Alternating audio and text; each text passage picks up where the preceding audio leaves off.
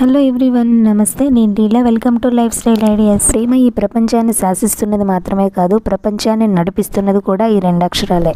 దేశం, భాష, వర్గం, వర్ణం, జాతి, కుల, మతాలకు అతీతంగా మనుషులంతా ఈ ప్రేమ కోసం ఎంత కష్టమైనా పడతారు, ఎంత రిస్క్ అయినా చేసేస్తారు. ఒక్కసారి ప్రేమిస్తే ఆస్తిని, కులాన్ని, కుటుంబాన్ని, బంధువుల్ని, చివరికి కన్న తల్లిదండ్రులను కూడా ప్రేమ కోసం వదులుకోవడానికి సిద్ధపడుతున్నారు. ప్రేమ శక్తివంతమైనది మాత్రమే కాదు, పవిత్రమైనది కూడా. అందుకే ప్రపంచానికి ప్రేమ అంటే అంత ఇష్టం. ఇలా ప్రత్యేకించి ఒక రోజు పెట్టుకొని వ్యాలంటైన్స్ డే అని ప్రేమికుల రోజును జరుపుకోవడం మన సంప్రదాయం, సంస్కృతి కాదు. సరే, సంస్కృతి ఏదైనా ఖచ్చితంగా ప్రేమను వ్యక్తం చేయడానికి ఇలాంటి ఒక సందర్భం అవసరమే. కాకపోతే మనం ఎవరికైనా ప్రపోజ్ చేసే ముందు మనకి అవతలి వ్యక్తి పైన ఉన్నది ప్రేమ, ఆకర్షణ, మోహమా, వ్యామోహమా, కామమా అనేది తెలుసుకొని తీరాలి. అలాగే అవతలి వ్యక్తికి మన పైన ఉన్నది ఇష్టమా, కోరిక అన్నది కూడా తెలుసుకోవాలి. ఇక ఆ ప్రేమ ప్రభావం మనపై ఎంతకాలం ఉంటుందనే దానితో పాటు ఆ ప్రేమను మనం ఎంతవరకు నిలబెట్టుకోగలమో కూడా మనకు ఒక క్లారిటీ ఉండాలి. ప్రేమకు గుర్తుగా హార్ట్ సింబల్ని అందరూ చూపిస్తారు, కానీ ఆ హార్ట్లో ఉన్నది అవసరమా, అనుబంధమా అన్నది తెలుసుకోవడంలోనే మన భవిష్యత్తు ఆధారపడి ఉంటుంది. ఈ రోజుల్లో యంగ్స్టర్స్ ఎక్కువ శాతం మంది సరదా కోసమో, గొప్పతనం కోసమో, టైంపాస్ కోసమో ఎవరో ఒకరిని ప్రేమించడం మనం చూస్తూనే ఉన్నాం. కానీ ఆ ప్రేమించే వారి సంఖ్య ఒకరితోనే ఆగిపోవడం లేదు. ఒక్కోసారి ఇద్దరు ముగ్గురితో కూడా ప్రేమ కలాపాలు సాగించడం విచిత్రంగా అనిపిస్తూ ఉంటుంది. ఈ ప్రేమకు పరాకాష్ట కోరికలు తీర్చుకోవడమే అని అనుకోవడం అమాయకత్వంలా తోస్తుంది. అసలు జీవితంలో స్థానం ఇస్తారో లేదో తెలియకుండానే వారితో కలిసి జీవితానికి సరిపడేటట్లు స్వర్గ సుఖాలు అనుభవించేయడం ఆశ్చర్యంగా అనిపించడం లేదు. ఇక ప్రేమ పేరుతో కల్తీ చేసిన మనసుని, మలినం చేసిన శరీరాన్ని నిస్సిగ్గుగా పెళ్లి పేరుతో ఇంకొకరికి మొదటిసారి అర్పిస్తున్నట్లు నమ్మించి వేరే వారిని పెళ్లి చేసుకొని మోసం చేయడంలో హీనమే. ఇంకా ముందుకెళ్ళి చెప్పాలంటే అసలు పెళ్లికి ముందు ఫిజికల్ వ్యవహారాలు తప్పు కాదన్నట్లు తాము సమర్థించుకోవడం మహా దారుణమైన విషయం. తమ పిల్లల జీవితంలో సంతోషాన్ని చూడడానికి ప్రతి తల్లిదండ్రులు అనేక కష్టాలు పడి తమ స్థాయికి మించి ఖర్చు చేసి బట్టల దగ్గర నుంచి పుస్తకాలు, సౌకర్యాలు అన్ని ఇచ్చి దూర ప్రాంతాల్లో ఉంచి మరీ ఎంతో నమ్మకంతో వారిని చదివిస్తుంటే అందంగా ఉన్నారనో, ఆకర్షణీయంగా మాట్లాడారనో, ఎవరితోనో ప్రేమలో పడి పేరెంట్స్ని అనాథలను చేసి కుటుంబ బాధ్యతలను గాలి కొదిలేసే కొడుకుల్ని, కుటుంబ గౌరవాన్ని మంటగలిపే కూతుల్ని గొప్ప ప్రేమికులని అనలేము. అయినా అసలు గొప్ప ప్రేమికులు అవ్వాలంటే ముందుగా మీరు గొప్ప కొడుకో, గొప్ప కూతురో కావాలిగా.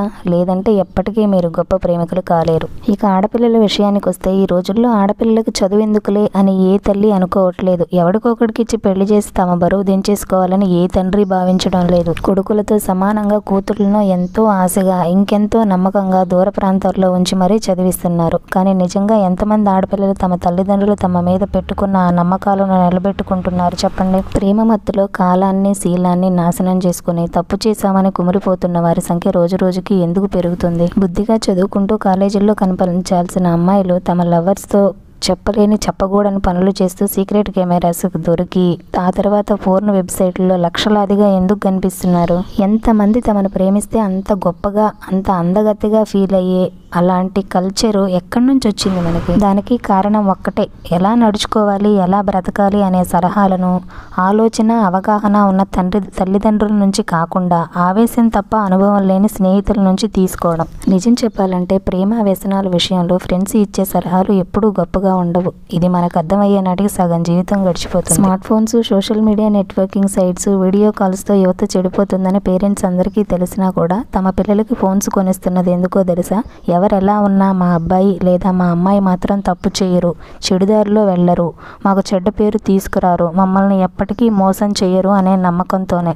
కానీ జరుగుతుందేంటి అందరికీ తెలిసింది. చదువుకుని తల్లిదండ్రుల నమ్మకాన్ని, గౌరవాన్ని కాపాడాల్సిన సమయంలో వయసు వేడితో ఇంకేవో సుఖాలు కావాలని వాటి వెంట పరిగెడుతూ కామస్పర్శల్ని, ప్రేమ స్పర్శల్ని సరిపెట్టుకుంటూ చెప్పకూడని పనులు, చేయకూడని తప్పులు చేస్తూ దానికి ప్రేమ అనే ముసిగేసి అదేదో గొప్ప ఘనకార్యంలా ఫీల్ అయ్యే స్టూడెంట్స్ ఆడ మగ తేడా లేకుండా ప్రతి వీధిలోనూ మనకు ప్రతిరోజు కనిపిస్తూనే ఉన్నారు. ఇక అబ్బాయిల విషయానికి వస్తే, పైకి ఒప్పుకోకపోయినా అబ్బాయిల విషయానికి వస్తే ఎక్కువ శాతం మంది ఇష్టపడేది అందాన్ని, డబ్బున్న వారిని. పెళ్లి చేసుకున్నాక వాళ్ళ అవసరాలను, లగ్జరీలను భరించే స్థాయి మీకు లేనప్పుడు అలాంటి వారి జోలికి వెళ్లకుండా ఉండడమే ఉత్తమం, మంచిది.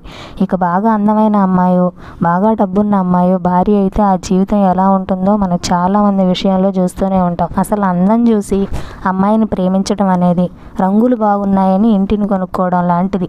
అమ్మాయి అందంగా ఉందని ప్రేమ పెళ్ళిళ్ళు చేసుకొని ఆ తర్వాత సమస్యల్లో చిక్కుకొని మానసిక ప్రశాంతత కోల్పోయిన చాలామంది స్నేహితులను చూశాక అది నిజమే అనిపిస్తుంది. నిజానికి ప్రేమతో పాటు బాధ్యత ఉండాలి.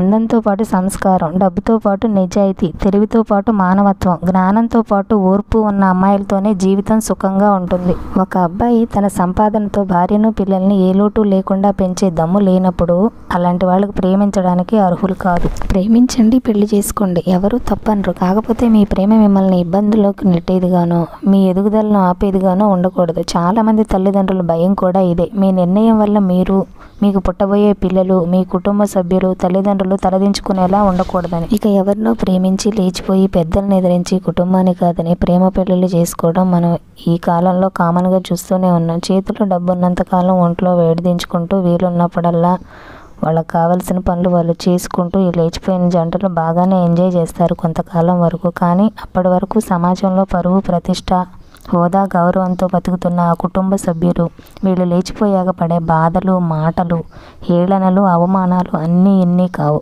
ఇంట్లోంచి బయటకు రాలేక, బంధుమిత్రులతో ముఖం చూపించలేక, చేయని తప్పుకు తల వంచుకుని జీవితాంతరం చిత్రహింస అనుభవించే పేరెంట్స్, ఫ్యామిలీ మెంబర్స్ బాధ ఎవ్వరికీ పట్టదు. తన ప్రేమను దక్కించుకోవాలని ఒకటి చేతి మీద బ్లేడ్తో కోసుకుంటే అంతకంటే గొప్ప ప్రేమికుడే లేడని ప్రేమించేస్తారు. కానీ ఆ సమయంలో, మీరు పుట్టే సమయంలో మీ ప్రాణాన్ని నిలబెట్టడానికి తన కడుపును కత్తులతో అడ్డంగా కోయించుకున్న అక్కడ చెందిన రక్తం మీకు కనిపించదు. ఆ తల్లి ప్రేమ మీకు గొప్పగా అనిపించదు. జులైగా తిరిగే ఒకడు తమ పేరెంట్స్ సంపాదించి ఇచ్చిన పాకెట్ మనీలో ఒక చాక్లెట్, ఐస్ క్రీమ్ కొనేస్తే దానిలో వాడికి మీ మీద ఉన్న టన్నుల ప్రేమ క్లియర్గా కనిపించేస్తుంది. కానీ రాత్రి పగలు తేడా లేకుండా శ్రమించి తన చెమటను చిందించి పైసా పోగేసి అప్పో చుప్పో చేసి ఏ ఒక్కరోజు లేట్ లేకుండా మీరు అడగక ముందే అన్నం పెట్టి మీరు ప్రశాంతంగా నిద్రపోవడానికి తను ఎన్నో నిద్రలేని రాత్రులు గడిపిన తండ్రికి మీ మీదున్నది మాత్రం ప్రేమ అని అనిపించదా? ప్రేమించడానికి కావాల్సింది మనసు మాత్రమే కాదు, యోగ్యత కూడా, అంటే క్వాలిఫికేషన్. పేరెంట్స్ ధర్మం చేస్తే కానీ పాకెట్ మనీ కూడా సంపాదించుకోలేనో, సరైన మార్క్స్ తెచ్చుకొని మంచి ఉద్యోగం చేయలేనో, సరైన మార్గంలో సక్రమంగా సంపాదించలేనో చేసుకొని ఏం సాధించగలరు?